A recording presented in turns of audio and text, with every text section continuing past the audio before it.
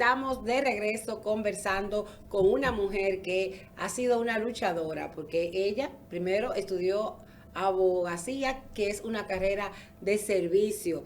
También entró a la política, que es una carrera también de servicio. Y a la comunicación, ¿qué más decir? ¿Qué más servicio que ser un comunicador? Doris Noel está con nosotros. Doris, estábamos hablando de todo cómo fuiste elegida presidenta de Amper Award y cómo fue abierta el capítulo de República Dominicana. Pero antes de entrar en ese aspecto de hablar de Amper, me gustaría saber, yo sé que tú tienes en proyecto modificar la ley 24-97. Yo creo que tú me digas, esa es la ley sobre violencia intrafamiliar. ¿Por qué modificar esta ley y qué tú buscas con esta modificación? Bueno, déjame decirte que tú sabes que yo fui candidata a diputado. Y entonces una de las cosas que más yo proponía, por esto, por la trayectoria de trabajar con mujeres y todo esto, es modificar la ley, porque yo creo que es una ley muy vulnerable, es una ley que tiene elementos importantes que no lo contempla. Bueno, de hecho, ya vi que una diputada de PRM ha introducido la modificación de la ley. Pero, por ejemplo, mira, ¿qué hacer con los niños que quedan huérfanos Sí, está muy por vulnerable. feminicidio? Muchas veces, casi siempre, el hombre le quita la vida a la madre y ya falta la madre. Pero en otras veces le quita la vida a la madre, pero también se quita la vida a él. Ya quedaron huérfanos Ya quedan completamente. huérfanos. ¿Cuál es el seguimiento que se le da a estos niños? ¿En manos de quién van a parar? Bueno, los abuelos que son en República Dominicana, generalmente los abuelos cargan con los nietos. Abuelos que muchas veces, o casi siempre, señores, no tienen los recursos para educar, proteger a esos niños, para darle techo, para darle alimentación, para darle Educación. esa educación tan esencial para que sean hombres o mujeres de la sociedad de bien. Entonces, cuando eso sucede, tampoco el Estado dice, bueno, los padres, los abuelos se van a hacer cargo de esos niños. Vamos a asignarle, ¿eh?, por el Estado una pensión alimenticia para esos niños, no, sino que pasó el incidente y como pasa con tanta frecuencia, la gente se ha acostumbrado a oír, a ver cosas horrorosas que no solamente pasan con la madre y luego el padre quitarse la vida, sino con lo que está pasando con nuestra niñez. Entonces, yo creo que el código debe de contemplar una mayor protección a los niños y no lo contempla. Las mujeres, ¿cuál es la garantía que tiene la mujer con esta ley? Yo la veo muy frágil, porque por ejemplo, no se capacita, no es obligatorio la capacitación de las personas que van a manejar los conflictos o la violencia que sufren las madres. No, ellas van a los juzgados la que le queda más cerca, porque por jurisdicción ponen la denuncia, una, dos, tres, cuatro, cinco, se cansan de ir, de decir que están siendo amenazadas por los ex o por los actuales y no se hace nada.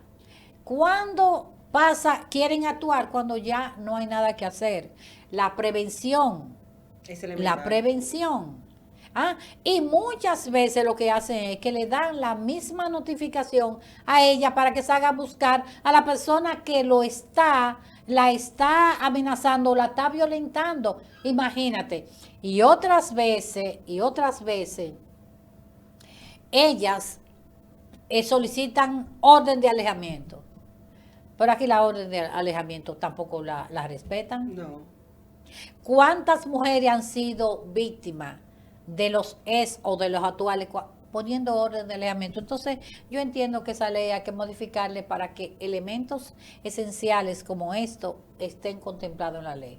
Eso es así. Realmente yo he criticado esta situación donde las mujeres que son víctimas de violencia intrafamiliar son muy vulnerables. De hecho, el magistrado Radamés Jiménez también prohibió que las mujeres fueran a llevar la notificación Ajá. de la querella, que solía pasar, porque ahí la agarraban también entre lo mínimo que hacían era maltratarla físicamente, pero se dieron casos que la ultimaban. Y yo entiendo que debe de haber un programa más amplio.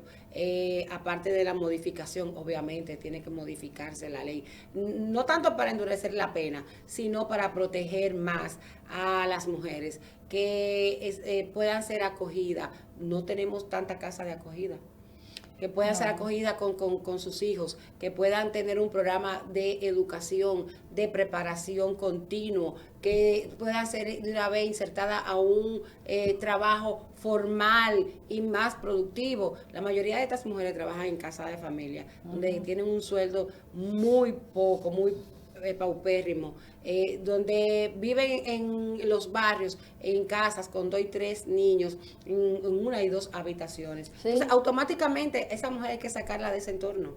O sea, no puede, teniendo un conflicto con una pareja o una expareja, quedarse en el mismo entorno, porque viven cerca, porque su mamá vive, se va desde la casa del marido porque la están maltratando, pero se va a casa de la mamá que está cerca, y se ven ahí a diario. Entonces hay una situación que el hijo va a la casa de los abuelos, ahí tu mamá, que mami no está ahí, que ya salió temprano, ¿y dónde está ella? Entonces eso crea un conflicto. ¿Qué pasa? Hay que intervenirla más, un programa más amplio, que esas casas de acogida estén en todas las comunidades, en todas, donde hay una fiscalía barrial, que es donde van a poner las denuncias, ahí mismo que haya una casa de acogida, y que esas mujeres sean intervenidas, pues la pongan a estudiar, a esos niños también sean acogidos. Y algo muy importante que no podemos dejar de mencionar es el trabajo psicológico que hay que hacerle a ambos, porque como tú mencionabas ahorita, a veces en esos feminicidios matan a la mamá, otras muchas veces también matan el papá se mata, pero muchas de las tantas veces que ha pasado es delante, en presencia de los niños, y esos niños quedan frustrados para toda una vida, que su papá mató a su mamá, y que su papá mató a su mamá y se mató a él.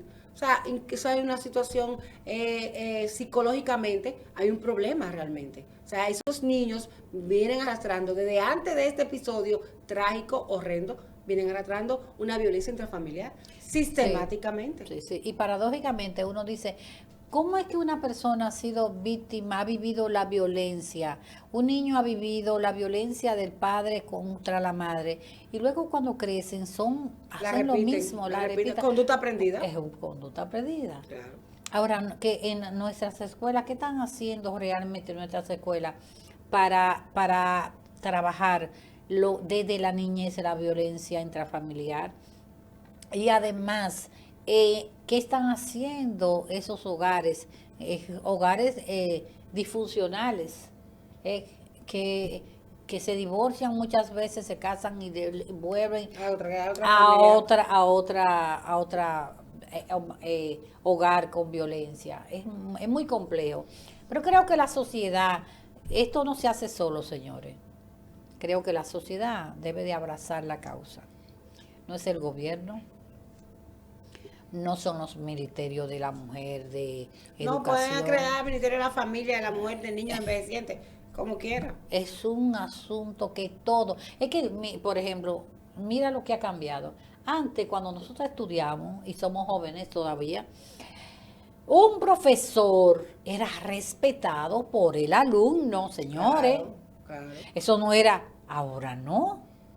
Ustedes no hemos visto la prensa que le han dado galletas, que lo han acuchillado. Señores, ya los alumnos no respetan al profesor como su segundo o padre, sus tutores, no. Ahora son cualquiera. Sí. Entonces no hay respeto y eso significa que los valores no se están inculcando en las casas como deben de hacerse, porque son los padres los que tienen que enseñarlo el respeto a los profesores. Y también hay que mencionar que el alto índice de violencia que se vive en la calle, como tú ves que por un roce se fajan, que las autoridades no son respetadas, que a los AMEL le entran a golpe, que los motoristas con cualquiera le entra a caso, con el mismo casco. Entonces, eso viene del hogar. Esa violencia viene desde el hogar.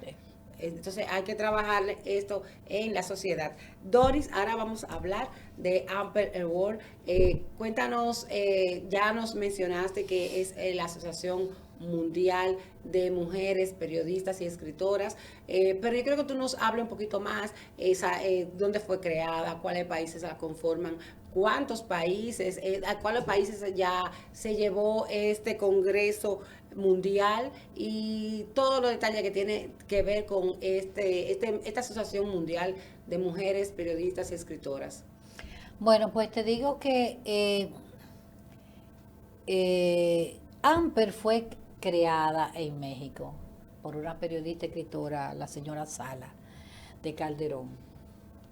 Ella fue la ideóloga de Amper.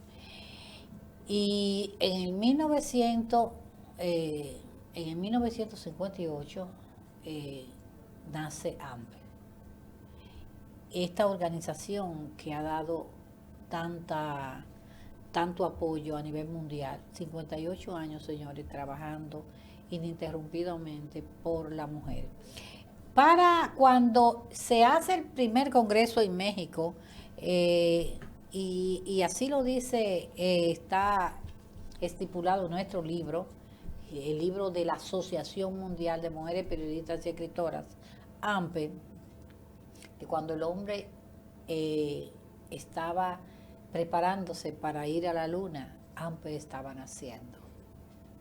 Y nació con la participación de 36 países. Pero usted tiene que entender que hace 58 años atrás, ¿cómo era la comunicación? ¿Cómo nos comunicábamos entre países? Porque ahora es fácil, señores, pero nosotros hacemos reuniones con todos los capítulos del mundo que tenemos, lo hacemos por Zoom. Sí, cada quien en su casa. Cada quien en su casa. Pero antes no, ellas tuvieron que desplazarse en cada uno de esos países que participaron, tuvieron que desplazarse y hacer contacto directo en persona, invitarla a que sean partícipes de AMPE. Y el segundo congreso se hace en Washington, D.C. El segundo congreso de AMPE fue en Washington. Fue en Washington y Nueva York. Y ahí ya Amper, con un segundo congreso, logró que recibieran a Amper en la Casa Blanca. La primera dama Nixon, la esposa del presidente Nixon, recibió a Amper en la Casa Blanca. Amper nació grande. Realmente.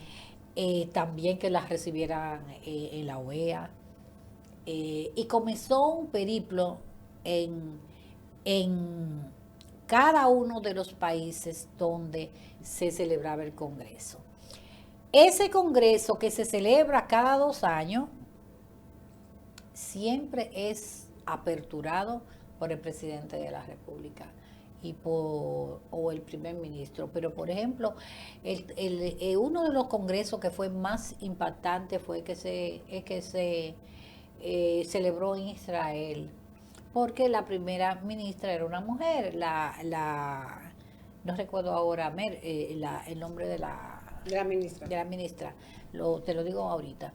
Entonces, pero fue muy impactante porque todo el mundo quería conocerla, los aportes de ella. Luego estuvo haciendo presentaciones, recorrido, cantando en los 5 continentes. Nació con los 4 continentes y luego fue cantando el último que faltaba. Tenemos en Europa tenemos en Roma, Francia, España, el Reino Unido. Muy, muy interesante el congreso que se hizo, por ejemplo, en Reino Unido, con la presencia del príncipe Carlos, que ahora es rey Carlos, y la directora la presidenta de AMPE, en el Reino Unido era una alta ejecutiva de la BBC de Londres. Y de ahí pasamos a Roma.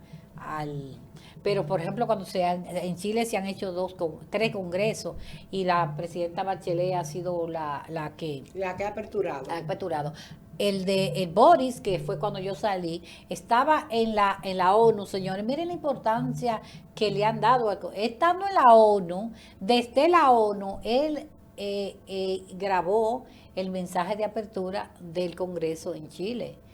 O sea, que nosotros esperamos que lo que se va a celebrar en República Dominicana, tener todo el apoyo del gobierno, porque nosotros no vamos a hacer lo que vamos a quedar peor, ¿verdad? No. Pero AMPE ha captado muchas periodistas alrededor del mundo y escritoras, la ha apoyado, la ha guiado y han recibido no solamente defensa cuando son atacadas, pero también han sido apoyada en su carrera, en todo lo que ha sido desarrollo, que es lo que nosotros queremos trabajar y hemos estado trabajando para el desarrollo de las miembros de AMPE. Eso es muy importante. Nosotros tenemos aquí en República Dominicana muchas instituciones, muchas organizaciones, pero una que trabaje específicamente con mujeres escritoras, periodistas del mundo, realmente yo entiendo que es muy particular tener esta asociación. ¿Cuántas mujeres congregan a Amper Award? No solamente el capítulo de República Dominicana, sino cuántas mujeres periodistas, escritoras tiene Amper Award en estos momentos. Bueno, Amper Award, para que el público de Rutas y Temas sepa más o menos de qué estamos hablando. Los últimos números yo no lo tengo porque diario y a cada momento se van juramentando. Cada capítulo tiene una página para inscripción. Y cuando se inscriben, por ejemplo, si tú vives en Roma y quieres inscribirte, tú te vas a inscribir en el capítulo de Roma y es Roma quien registra esa inscripción. Y luego, cada cierto tiempo, se va actualizando. Pero, por ejemplo, de los capítulos más grandes que podríamos decir, está el de Taiwán, que tiene casi 200 mujeres. Taiwán ha tenido una participación bastante importante. Ha tenido la presidencia mundial Taiwán 3 veces. Wow. 3 veces ha tenido Chile es muy grande también, unas 150 mujeres también o más. Y ha tenido la presidencia mundial 3 veces también. Son los 2 únicos países que han tenido 3 veces la presidencia y que se ha llevado el Congreso allá. Pero es importante nosotros saber cómo se va a realizar este Congreso, qué se va a esperar, dónde se va a realizar, quiénes van a ser las expositoras, en qué consiste, qué va a tener de diferente el Congreso Amper Award 2026 a los demás, y todas estas informaciones. Pero nosotros vamos a hablar de este tema de Amper Award República Dominicana. Vamos a hablarlo en el próximo programa, pero vamos antes, porque ya terminamos este bloque, el tiempo se va corriendo. Con Doris vamos a invitarla a todos ustedes y a Doris, que el próximo programa el próximo sábado, no se pierdan la continuación para vamos a tratar todo lo que conlleva a el Congreso Amper Award RD, qué se va a hacer, cómo se va a realizar, cuáles son las expositoras, qué personalidades van a venir, todos esos detalles. Es que, Doris, no te vayas. Vamos a seguir hablando de Amper Award. Y amigos, es todo por el día de hoy. Les agradecemos su sintonía y reiterándoles, no se pierdan el próximo programa, la continuación de para que completen todo lo que sería este proyecto, este congreso que se va a realizar en la República Dominicana. Feliz fin de semana. Nos vemos en la próxima.